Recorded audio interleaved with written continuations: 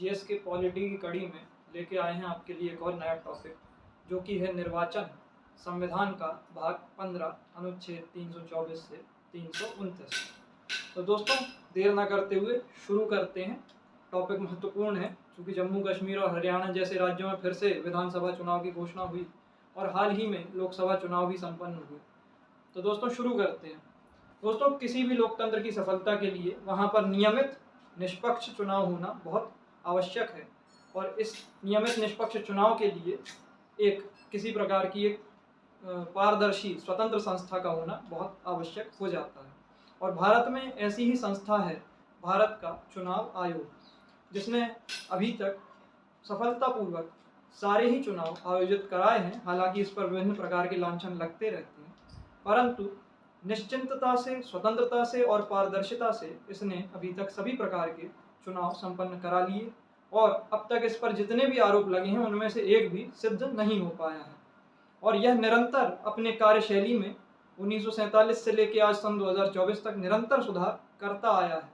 इसने डिजिटल माध्यमों को भी अपनाया है, जैसे कि वीवीपैट नामक जो पर्ची आपको अपने वोट डालने के दौरान दिखाई देती है, वो इलेक्ट्रॉनिक वोटिंग मशीन। कहाँ एक तरफ बैलेट पेपर से चुनाव होते थे, आज भी नगर पालिका नगर निगम के चुनाव बैलेट पेपर पे होते हैं, जो कि राज्य चुनाव आयोग कराता है। पंचायतों के चुनाव राज्य चुनाव आयोग कराता है, ना कि भारत निर्वाचन आयोग।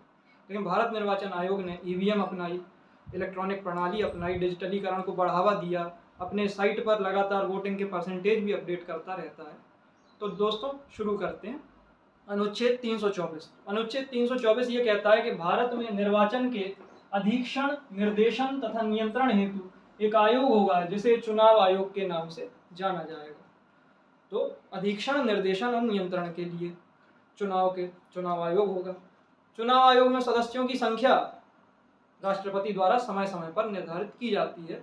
आरंभ में इसमें केवल एक सदस्य ही होता था, जो कि मुख्य चुनाव आयुक्त के नाम से जाने जाते थे, और आगे चल के यहाँ पर 3 सदस्यों की व्यवस्था की गई। कमेंट बॉक्स में आपके लिए एक प्रश्न है, ये बताएं कि भारत का चुनाव आयोग किस सन से 3 सदस्यीय चुनाव आयोग बन गया। ठीक, कमेंट बॉक्स में जरूर बताएं। इसके बाद दोस्तों राष्ट्रपति इनकी नियुक्ति करेगा और इनका कार्यकाल 6 वर्ष या 65 वर्ष। अब 6 वर्ष या 65 वर्ष कैसा? अगर आप मान लीजिए 60 साल की उम्र में, 62 साल की उम्र में चुनाव आयुक्त बने, तो आप 65 में ही रिटायर हो जाएंगे। भले ही आप अभी बोलें कि नहीं 6 साल तो पूरे नहीं हुए, 6 या 65 में जो पहले आ जाए। आप मान लीजिए 58 में चुनाव आयुक्त बने तो आप 64 में ही सेवानिवृत्त होंगे। क्यों? क्योंकि 6 वर्ष का कार्यकाल आप पूरा कर चुके हो। तो 6 वर्ष या 65 वर्ष में से जो भी पहले आ जाए, 65 वर्ष की आयु या 6 वर्ष का कार्यकाल जो पहले हो, उसमें आप रिटायर कर जाएंगे। अब दोस्तों अनुच्छेद 325, इस पर ज्यादा लोग ध्यान नहीं देते हैं, पर यह अपने आप में बहुत महत्वपूर्ण बन जाता है, क्योंकि ये डॉक्टर अंबेडकर के विजन को, उनके दर्शन को दर्शाता है। इन्होंने लिखा था 325 में कि धर्म, जाति, मूलवंश अथवा लिंग के आधार पे ना तो कोई भी व्यक्ति किसी विशेष प्रकार के निर्वाचक नामावली में शामिल किया जाएगा, और ना ही इन आधारों पे उसे किसी निर्वाचक नामावली यानी कि जो वोटर लिस्ट बनती है उससे बाहर किया जाएगा। जबकि अंग्रेजों के ज़माने में ऐसा होता था कि भैया जो लोग ज़्यादा पढ़े लिखे हैं, क्वालिफाइड हैं, केवल वही वोटिंग कर सकते थे, या फिर जो एक कुछ टैक्स भरते थे, मतलब जिनकी एक बहुत अच्छी आमदनी होती थी और जो अंग्रेज सरकार को टैक्स देते थे, वो लोग वोट डाल सकते थे। पर भारत में बिना किसी भेदभाव के वोटिंग के लिए तो धर्म, मूलवंश, जाति, लिंग के आधार पर अपात्र या पात्र न होना, ये बात आती है अनुच्छेद 325 में। अनुच्छेद 326, इस पे क्वेश्चन बार बार आ चुका है, ये बताता है सार्वभौमिक वयस्क मताधिकार। सार्वभौमिक वयस्क मताधिकार ये क्या होता है बच्चों? तो जो भी भारत में 18 वर्ष से ऊपर, 18 वर्ष या उससे ऊपर के व्यक्ति हैं, आप सभी जानते हो कि वो वोटिंग कर सकते हैं, वोट डाल सकते हैं। तो इसी को कहा जाता है सार्वभौमिक वयस्क मताधिकार, या इंग्लिश में कहें तो यूनिवर्सल एडल्ट फ्रेंचाइजी। दोस्तों अब एक चीज जाने, जब सार्वभौमिक वयस्क मताधिकार में ही ये 18 वर्ष आयु पहले 21 वर्ष होती थी, तो 21 वर्ष से 18 वर्ष कब हुई, ये प्रश्न बहुत महत्वपूर्ण हो जाता है। तो ये 61वें संशोधन 1988 के द्वारा, 61वें संशोधन 1988 के द्वारा 21 वर्ष से वोटर की आयु 18 वर्ष 21 से घटाकर 18 वर्ष कर दी गई, ताकि ज़्यादा से ज़्यादा युवा इस लोकतंत्र के महापर्व में भाग ले सकें। और ये कब हुआ था? तो ये राजीव गांधी जब प्रधानमंत्री थे तो उस समय हुआ था। तो ये प्रश्न आ जाएगा किस प्रधानमंत्री के काल में? तो राजीव गांधी के प्रधानमंत्रित्व काल में वोटर की एज 21 वर्ष से घटाकर 18 वर्ष कर दी गई थी। तो दोस्तों 324, 325 और 326 हमने देख लिया है। अब हम आते हैं अनुच्छेद 327 पर। 327 ये कहता है कि जो चुनाव से संबंधित जो भी कानून होंगे, चुनाव से संबंधित, निर्वाचन संबंधित जो भी कानून होंगे, उनको बनाने की सारी शक्ति किसके पास है? संसद के पास होगी। तो चुनाव से संबंधित सारे कानून बनाएगा कौन? संसद बनाएगी। इसके बाद 328 क्या कहती है? अब ये चुनाव से संबंधित अगर कोई मुद्दा बचा रह गया तो बचे हुए चुनावी विषयों पर कौन कानून बना सकता है? जिन पे संसद ने नहीं बनाया उन पर विधानसभा, और जब संसद उन पे कानून बना देगी तो संसद का बना कानून लागू हो जाएगा। लेकिन जब तक उन पर संसद कानून नहीं बना रही है तो तब तक उन पर कानून बनाने का अधिकार विधानसभा के पास है। पर इसमें एक चीज पर विधानसभा कानून नहीं बना सकती है, और वो है परिसीमन। परिसीमन मतलब कि जो हमारा वोटिंग एरिया है, जो हमारी कॉन्स्टिट्यूएंसी है, उसका एरिया निर्धारित करना, उसमें वोटर कैसे होंगे, उनकी बाउंड्री निर्धारित करना आदि। तो परिसीमन पर विधानसभा, राज्य विधानमंडल कानून नहीं बना सकता है, बाकी बचे हुए चुनावी विषयों पर बना सकता है। तो हमने अनुच्छेद 327 और 28 भी देख लिए बच्चों। अब अनुच्छेद 329 पे आते हैं। 329 क्या कहता है? 329 कहता है चुनाव संबंधी मामलों में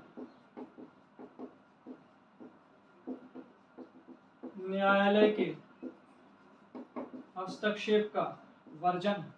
न्यायालय के हस्तक्षेप का वर्जन मतलब अब यहाँ पे ऐसा नहीं कि न्यायालय किसी भी प्रकार से हस्तक्षेप नहीं करेगा। इसको सुनिए, ध्यान से समझिए।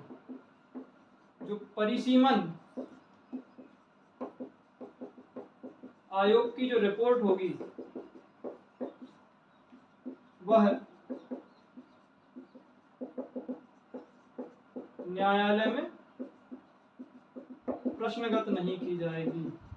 जैसे अभी जम्मू कश्मीर में चुनाव हुआ तो परिसीमन आयोग ने वहां की बाउंड्री, सीमाएं निर्धारित करी कि वहां सीटों का बंटवारा किस प्रकार से होगा, क्योंकि जम्मू कश्मीर और लद्दाख का बंटवारा हो चुका था। तो अब वहां दोबारा से सीटों का निर्धारण करने के लिए परिसीमन आयोग द्वारा बाउंड्री, सीमाएं निर्धारित की गई, कॉन्स्टिट्यूएंसी की, विधानसभाओं की, लोकसभा क्षेत्रों की। तो अब जो ये रिपोर्ट आएगी, इस रिपोर्ट पे कोई न्यायालय नहीं जाएगा कि साहब ये तो कुछ भी कर दिया। लेकिन परिसीमन आयोग ऐसा भी नहीं कि मनमाने तरीके से कुछ भी काम करे। न्यायालय के साफ निर्देश है कि अगर मनमाने तरीके से काम करोगे तो फिर हम हस्तक्षेप करेंगे। क्यों? क्योंकि न्यायिक पुनर्विलोकन, क्या मूल ढांचा हमने एक दिन बताया था, केशवानंद भारती केस। तो न्यायिक पुनर्विलोकन मूल ढांचे का अंग है, और न्यायपालिका अगर कोई भी मनमानी करेगा तो न्यायपालिका अपने डंडे का इस्तेमाल करेगी और उसको सीधा करेगी। ठीक मित्रों, तो परिसीमन आयोग की रिपोर्ट न्यायालय में प्रश्नगत नहीं की जा सकती है। याद रखना, पेपर में क्वेश्चन आएंगे, निम्न में से किसकी रिपोर्ट न्यायालय में प्रश्नगत नहीं की जाएगी? तो परिसीमन आयोग की रिपोर्ट। ठीक, अब इसके बाद दोस्तों दूसरी बात यह कि चुनाव हो गया तो चुनाव प्रत्याशी अथवा उस क्षेत्र का वोटर, इन दोनों में से अगर कोई भी चुनाव के नतीजे से असंतुष्ट है, उसको लगता है कि चुनाव में, चुनावी प्रक्रिया में किसी प्रकार का भ्रष्टाचार हुआ है और उसके साथ बेईमानी की गई है और दूसरे प्रत्याशी को गलत तरीकों का इस्तेमाल करते हुए चुनाव जिता दिया गया है, तो कोई भी वोटर उस क्षेत्र का अथवा वहां पर चुनाव लड़ने वाला प्रत्याशी, इन दोनों में से कोई भी संबंधित राज्य के उच्च न्यायालय यानी कि हाई कोर्ट में चुनाव याचिका, इलाहाबाद हाई कोर्ट के जस्टिस जगमोहन जी थे शायद, नाम एक बार आप कंफर्म कर लेना। तो इलाहाबाद उच्च न्यायालय ने निर्णय दिया था कि हाँ, इंदिरा गांधी जी ने चुनाव गलत तरीके से लड़ा है और भ्रष्ट तरीके से उसमें सफलता पाई है, जिस कारण उनका चुनाव निरस्त कर दिया गया था और दोबारा हुए चुनाव में राजनारायण जी जीत भी गए थे। इसके फलस्वरूप इंदिरा जी संविधान में एक संशोधन लेके आई और उन्होंने 39वां संशोधन था, उन्होंने क्या करा, उन्होंने ये कह दिया कि प्रधानमंत्री और लोकसभा अध्यक्ष के चुनाव पे न्यायालय नहीं जाया जाएगा, मतलब इन दोनों के चुनाव पे न्यायालय विचार नहीं करेगा। तो न्यायालय ने इसे निरस्त कर दिया था, क्योंकि न्यायालय क्या कहता है कि अगर आप गलत तरीके से, मनमाने तरीके से कुछ भी करोगे तो फिर हम अपने डंडे का इस्तेमाल करेंगे और आपको सीधा कर देंगे। आप देखते होंगे कि बड़े बड़े पुलिस वाले, डीएम साहब आजकल वीडियो आते हैं यूट्यूब पर, जज साहब के सामने जाते हैं तो जज साहब क्या कह देते हैं, बटन बंद करके नहीं आए हो क्लब में, इसी सिद्धांत पे। और भारत के नागरिकों का विश्वास भी है दोस्तों, जब आपस में किसी की लड़ाई होगी तो यही कहता है कि तुम्हें हम कोर्ट में देखेंगे। तो ये कहीं ना कहीं उस न्यायपालिका के प्रति इस देश की जनता के विश्वास को भी दर्शाता है।